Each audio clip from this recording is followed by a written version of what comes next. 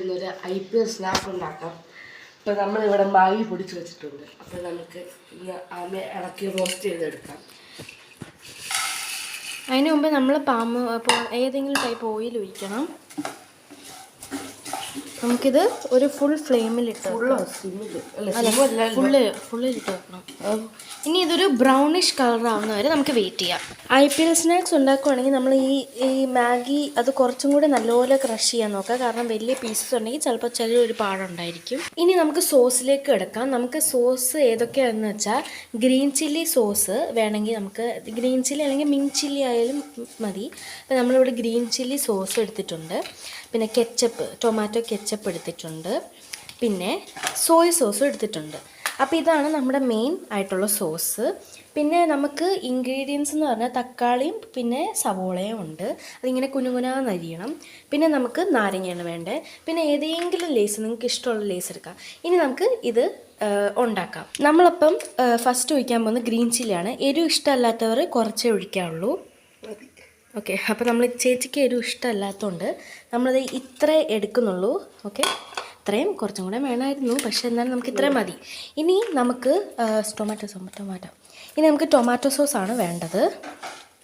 ആ സമയത്ത് നമുക്കിത് ഇതും കൂടെ ഒന്ന് ഇങ്ങനെ ഇളക്കി കൊടുക്കാം. അത് ഈ ഒരു ബ്രൗണിഷ് കളറാകുമ്പം ഒരു ബ്രൗണിഷ് കളറാകുമ്പോൾ നമുക്കിത് എടുക്കാം. നമ്മളപ്പോൾ ഇത് കെച്ചപ്പ് ഇവിടെ ഒഴിച്ചിട്ടുണ്ട്. അപ്പോൾ നമ്മൾ ഇത്ര സോയ് സോസ് ഒഴിക്കുന്നുള്ളൂ. നമുക്കപ്പോൾ അത് ഒഴിച്ചു കൊടുക്കാം. ഇനി നമുക്ക് വേണ്ടത് മാഗി മസാലയാണ്. നമുക്കപ്പോൾ ഈ മാഗി മസാല ഇതിനകത്ത് ഇട്ട് കൊടുക്കാം. ഇനി നമുക്കിവിടെ വേണ്ട ചെറുനാരങ്ങയാണ്. നമ്മളിവിടെ ഹാഫ് എടുത്തിട്ടുള്ളൂ. ഇത് നമുക്ക് കുറച്ച് ഒഴിക്കാം.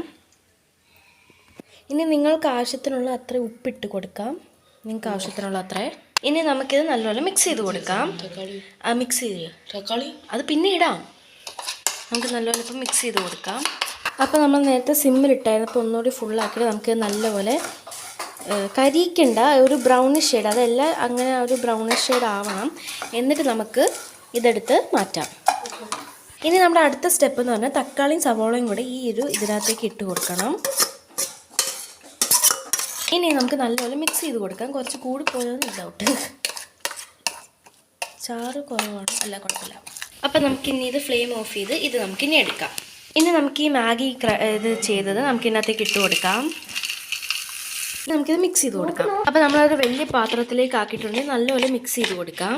ഇനി നമുക്ക് ലേസ് ഇടാം. നിങ്ങൾക്ക് ഇഷ്ടമുള്ള ഓറഞ്ചോ ടൊമാറ്റോ ലേസ്, അങ്ങനെ ഏത് ലേസ് വേണമെങ്കിലും ഇടാം. ഞങ്ങൾക്ക് ഇവിടെ ടൊമാറ്റോ കിട്ടിയുള്ളൂ, അതുകൊണ്ടാണ് ഇതിടുന്നത്. ഇനി നമുക്ക് മിക്സ് ചെയ്ത് കൊടുക്കാം.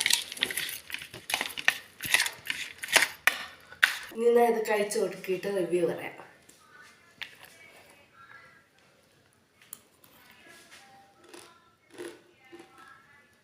നല്ലതാണോ? ഞാൻ ടേസ്റ്റ് ചെയ്ത് നോക്കാം. എനിക്ക് അത്രയും വേണ്ട, കുറച്ച് മതി. ചൂടാ എടുക്കട്ടെ.